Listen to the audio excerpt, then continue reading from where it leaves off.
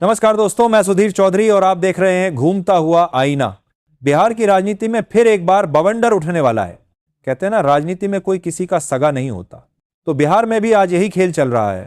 कांग्रेस के प्रमोद तिवारी ने हाल ही में कहा कि नीतीश कुमार न तो मुख्यमंत्री बनेंगे और न ही नेता प्रतिपक्ष। मतलब साफ है, खेल बड़ा है और खिलाड़ी बहुत हैं। अब सवाल यह उठता है, अगर नीतीश कुमार सत्ता से बाहर होंगे तो क्या इसका असर दिल्ली की कुर्सी तक जाएगा? क्या मोदी की कुर्सी भी हिलेगी? शायद मोदी जी भी इस खतरे को भांप रहे हैं, इसलिए पहले से ही उन्होंने चिराग पासवान को अपने करीब कर लिया है। याद है ना, पिछली बार चिराग खुद को मोदी का हनुमान कहते फिरते थे, फिर भी बीजेपी ने उन्हें किनारे कर दिया था। इस बार मामला पलट गया।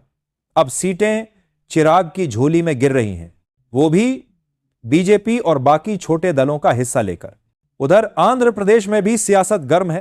प्रधानमंत्री मोदी खुद वहां पहुंचे और चंद्रबाबू नायडू की जमकर तारीफ की, और नायडू ने भी उसी जोश में कहा, मोदी जैसा प्रधानमंत्री उन्होंने आज तक नहीं देखा।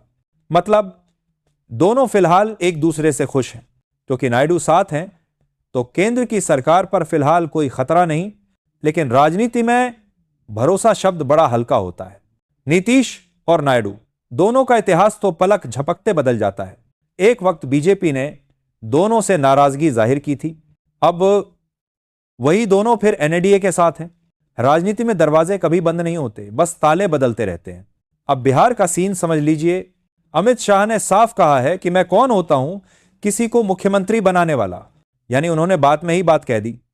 भाजपा अब नीतीश कुमार को केवल चेहरा बना रही है, लेकिन कुर्सी का असली फैसला बाद में होगा। शाह का यह कथन सुनकर नीतीश भी सोच में पड़ गए होंगे कि क्या वाकई वो मुख्यमंत्री रह पाएंगे, या इस बार दिल्ली से स्क्रिप्ट कोई और लिखेगा। जेडीयू के कई नेता पहले ही नाराज हैं। किसी को टिकट नहीं मिला, किसी ने बगावत कर दी। बरबीघा से विधायक सुदर्शन कुमार अब निर्दलीय मैदान में हैं, तो कुछ नेताओं ने तो नामांकन ही रद्द करवा लिया। मतलब नीतीश के लिए अंदर बाहर दोनों ओर मुश्किलें हैं। अब बीजेपी की अपनी भी टेंशन है। पिछली बार जैसे टक्कर आरजेडी से मिली थी, वैसा दोहराव अगर फिर हो गया तो मामला बिगड़ सकता है। इसलिए मोदी जी खुद मैदान में उतरने की तैयारी में हैं। 23 अक्टूबर से बिहार की रैलियों का ताबड़तोड़ शेड्यूल जारी है। सासाराम, भागलपुर, गया, पटना, मुजफ्फरपुर, दरभंगा और चंपारण तक मोदी की सभाएं होंगी।